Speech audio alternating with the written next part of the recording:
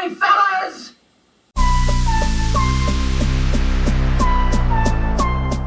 All right, old school NBA fans, self-researched, NBA facts.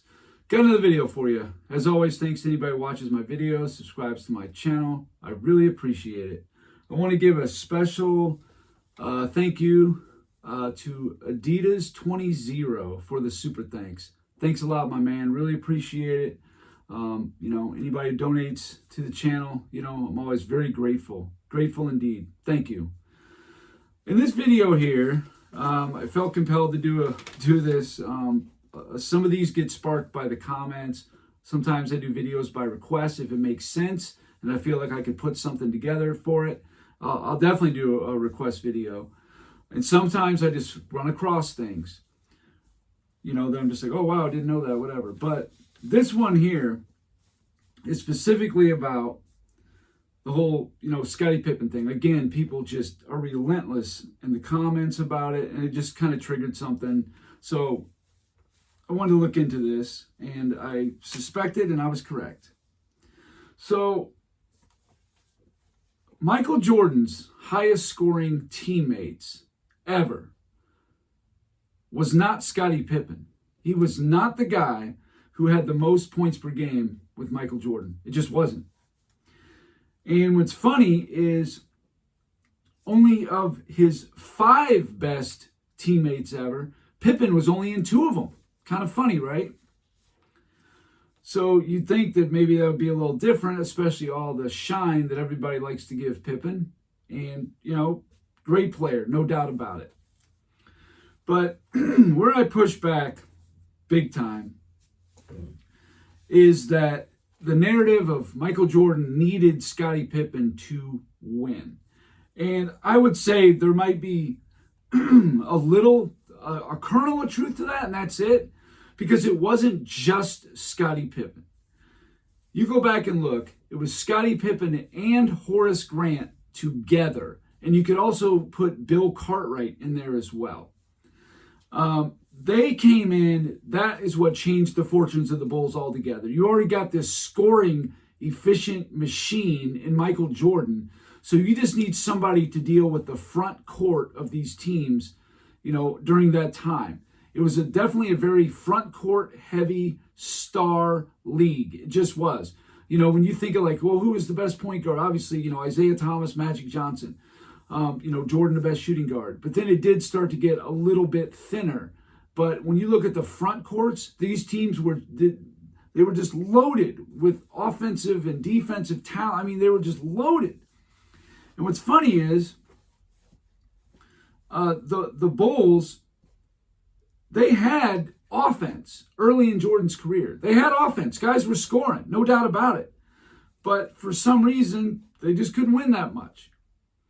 So I look back, and in 1985, Jordan's rookie season, they were 38-44, right?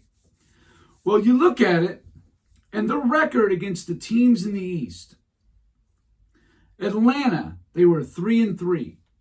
They had their front court, they had Tree Rollins, Dominique Wilkins, I think Cliff Livingston, Kevin Willis, I believe was a rookie. Pretty good front court. The Bulls were 2-4 against Boston. That's Bird, McHale, Parrish. All right? The Bulls were 2-4 against Cleveland. Cleveland had Roy Hinson, Phil Hubbard, pretty good players, not great, but obviously good enough to, beat the Bulls. They beat them 4 out of 6. Detroit, they split 3-3. And that was Dan Roundfield. That was Bill Lane Beer.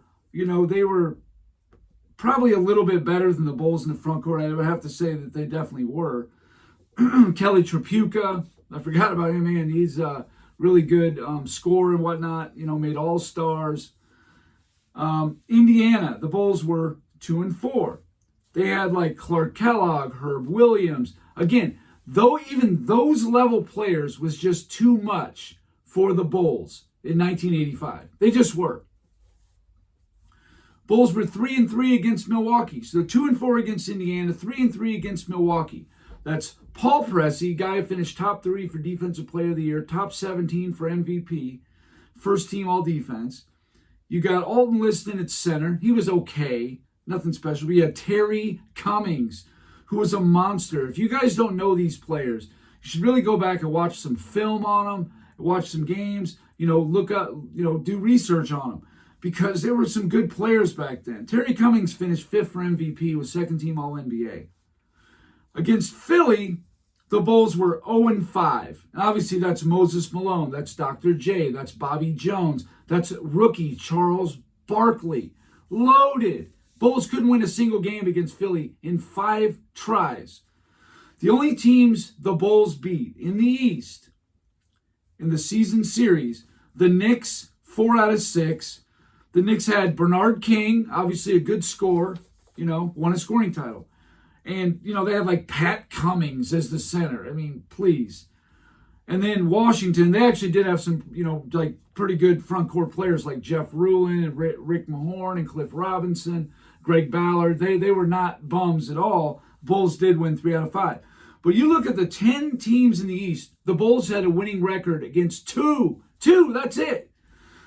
They went, all told, 24-34 versus the East, while they went 14-10 versus the West. The only teams in the West out of all 12 to sweep the Bulls, and this is only 2 games, so you only got to beat them twice to sweep them. The Houston Rockets, well, what did they have in 1985? Oh, I don't know, Ralph Sampson, Hakeem Olajuwon. You're going to crush the Bulls. I mean, the Bulls just had nothing to offer for front court resistance. That was their problem. And the other team was Utah. That's Thurl Bailey, Mark Eaton, defensive player of the year, shot block leader. They didn't have anybody to contend with these kind of players. Not until later when they got Cartwright, Grant, Pippen. That supplied them the front court defense. That's all they needed. Like I said, the top 5 scoring teammates for Michael Jordan all time are, at number 5, Richard Hamilton in 2001-2002 season. He averaged 20 points on the nose. Derek Fisher at the point.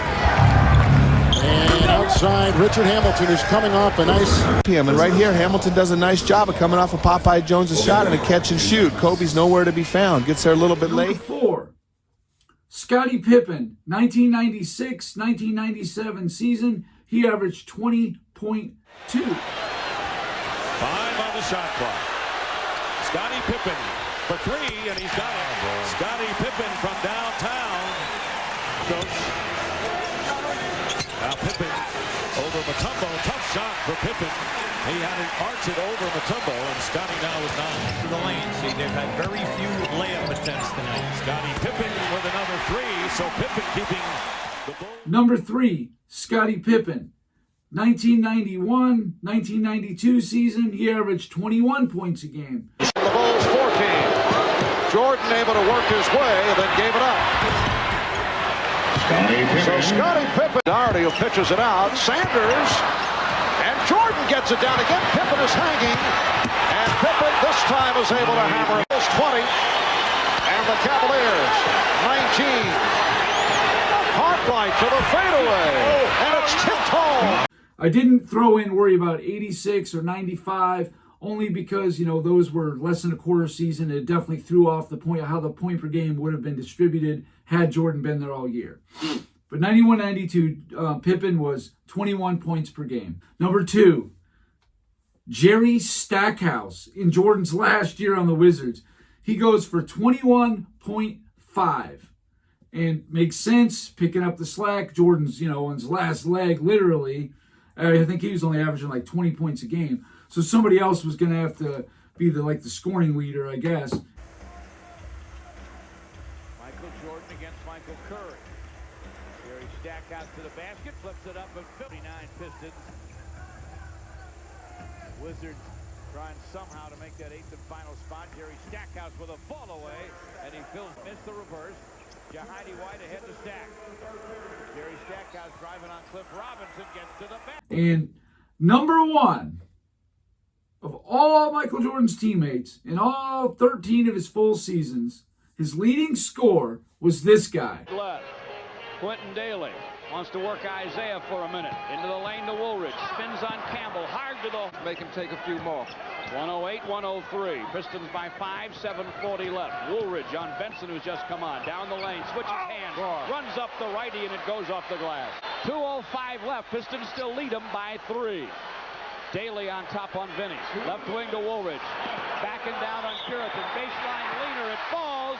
He kissed. In 1984-85, Orlando Woolridge averaged 22.9 points per game, the most of any Michael Jordan team for his teammate.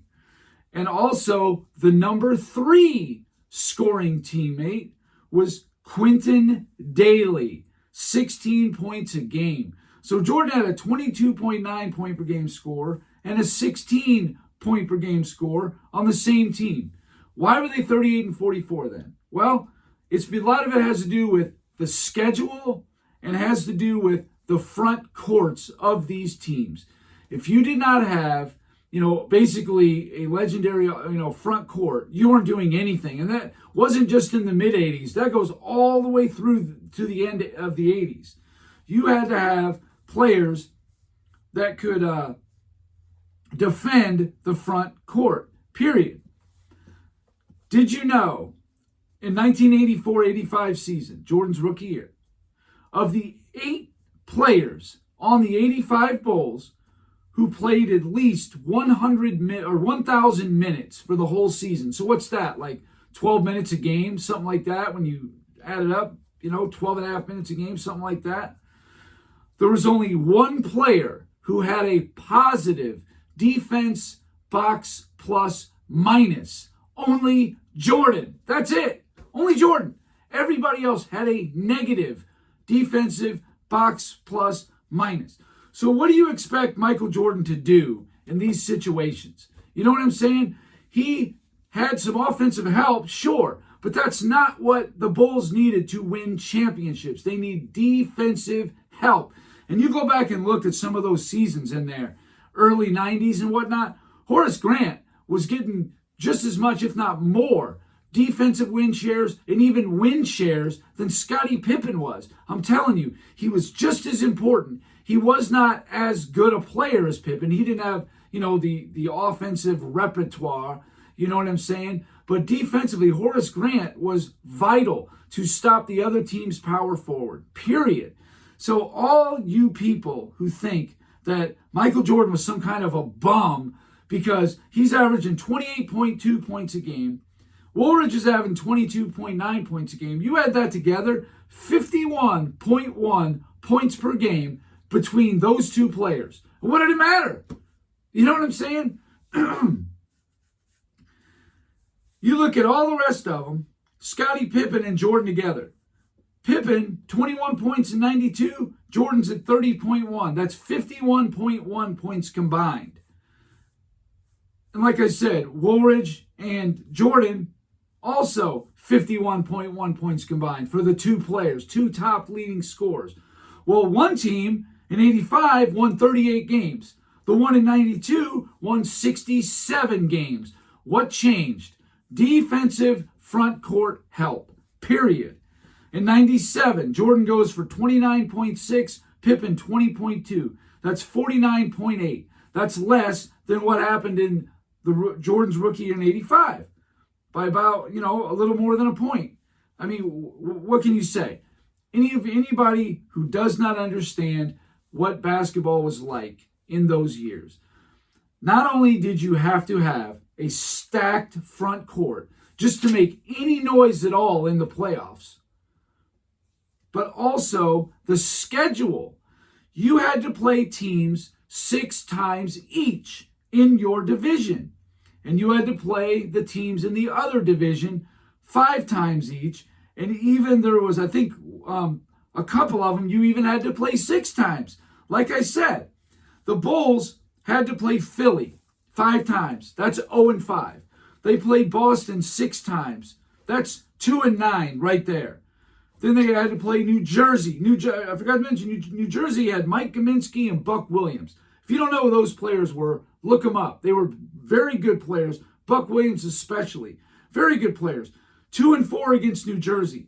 So you look at just Boston, New Jersey, and Philly. Their record was 4-13 against just those three teams. And they're not even in their division.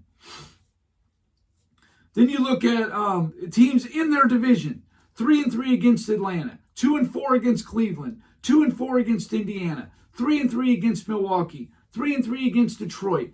Every team in Michael Jordan, the Chicago Bulls division, had at least a 500 record against them. Every team. It didn't matter the record. Why? Because the Bulls had no front court resistance at all. It's just terrible.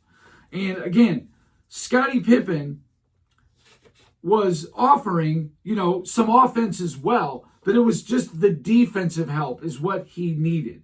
That's what it was all about. Like I said, Orlando Woolridge was Jordan's all-time leading scoring teammate, period. It was Woolridge. Can you believe that? Not a bad player, but his defense was not good. His defensive box plus minus was like negative 1.4. It was trash. So there was just nothing anyone was going to do to stop these loaded front courts. And, I've done videos on this before.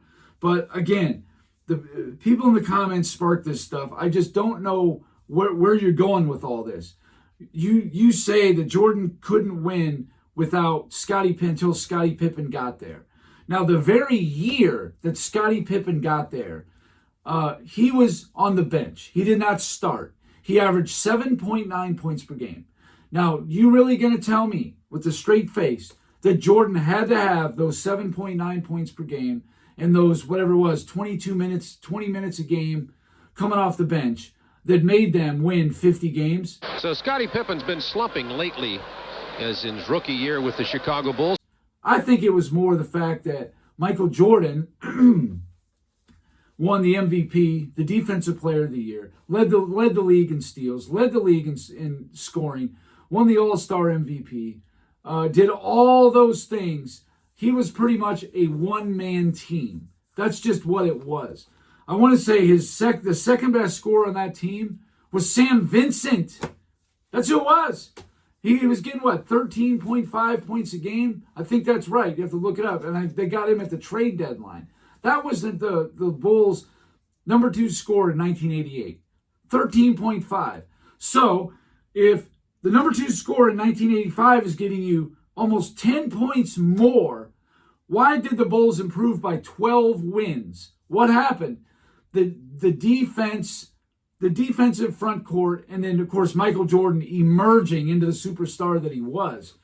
But, yeah, in 1989 and 90 and beyond, Jordan needed Bill Cartwright, Horace Grant, and Scottie Pippen as a package. Absolutely needed them. Just like any other player in NBA history needed help. But to sit here and act like it was Scottie Pippen who was leading the Bulls in anything is just retarded and ridiculous. It's not true at all. Like I said, Jordan had guys putting up more points than Pippen did, okay? But even in 95, people say that Jordan, didn't, I've heard Skip Bayless say, he didn't have his basketball legs, under him yet, and he wasn't in basketball shape yet and all that. He had some damn good games. I never let him get away with that. I think that maybe his timing was a little bit off. You could see, got his balls stolen like that in Game 1 against Orlando. That never happens. But guess what? The Bulls got whooped on by Orlando in 6 games. Why? Because they had no answer for Horace Grant and especially Shaquille O'Neal. They had no answer. Scottie Pippen had his absolute best individual season in 1995. They had Luke Longley, the starting center of the three-peat.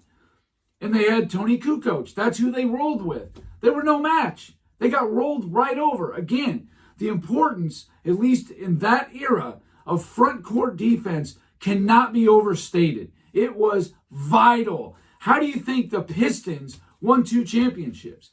Those guys in the front court weren't great offensive players. Bill Laimbeer, Dennis Rodman, James Edwards. All of them had something to offer, and they weren't bad or anything like that. But there's nobody going to go out there and get you 25 points. I mean, Adrian Danley in 88, yes. But Aguirre, to a much lesser degree, get you 15 or whatever. But that's how they did it. Front court defense, period. I mean, what else can you say? They would clog the paint. There was no defensive 3 seconds. So if you could keep guys out of there and manhandle them, you were at a huge advantage. The Bulls didn't have that. You go and look at all the front court players. They were absolute bums. So anyway, that's all I got for this video.